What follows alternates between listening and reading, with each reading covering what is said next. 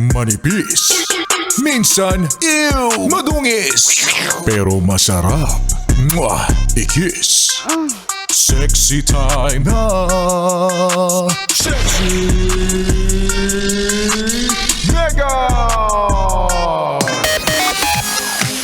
A happy solid Tuesday morning para sa mga yes friend kong immortal, yes friend kong waterproof at konting-konti na lang maa-awardan na ng Employee of the Year. Grabe naman, super dedicated naman yan sa work. Oo, talaga naman. You know what? It's a tie.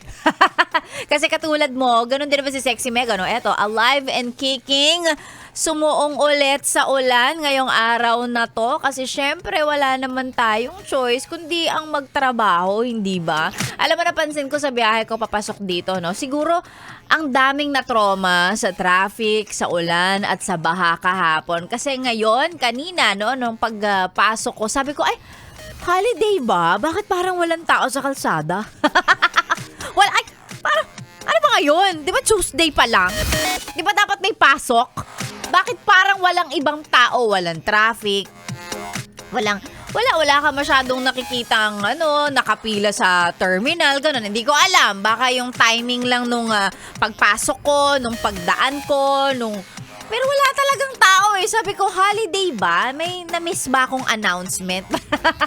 Bakit walang tao? Ba't parang ako lang yung papasok ng work, ganon. So, I guess, yun nga, marami ang na-trauma, sa taas, ng baha kahapon, sa dami ng naibuhos na ulan ng langit, ganyan. Kaya ang daming lugar sa Metro Manila ang baha, maraming lugar ang not passable, all because baha nga eh.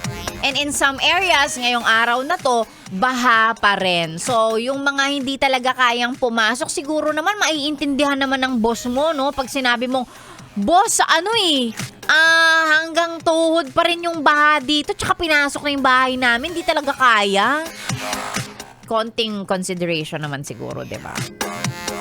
Kahit konti lang, kahit today lang. Bukas wala na. Bukas susubukan na ulit pumasok. Pero for today, di ba? Parang, Ayan, dun sa mga binaha pa rin, Ayan, sige. Power mop at power limas tayo ng mga gamit. Power linis tayo ngayong araw na to. At syempre, para naman dun sa mga iba na business as usual, maswerte, hindi masyadong naapektuhan ng baha o di naman kaya may option para mag-work from home. Napaka-privileged mo! Ayan, sana ngayong araw na to, ang radyo ay piliin pa rin nakatutok sa Yes FM. Si Sexy Mega na po ang inyong kasama. Tuloy-tuloy hanggang mamayang 12 noon. Para sa mga yes friend kong nais magpa-shoutout, isend nyo lang yan sa ating Facebook page. Subukan kong basahin yan. Lalong-lalo na yung mga yes friend natin na muli ay nasa kalsada sa mga oras na ito, namamasada, nasa kalsada ang trabaho nila. Hindi ko alam kung ano. Ayan, ang radyo sa sasakyan na kay Yes FM. Magandang umaga po sa inyo. Si Sexy Mega na ang mambubulabog. Katulad mo, magre-relax na lang din. Kakalma sa playlist na iyong mapapakinggan sa Chillax 101 po. Sexy Mega na ang kasama dito lang sa 101.1 Yes FM. Magandang umaga, yes friend!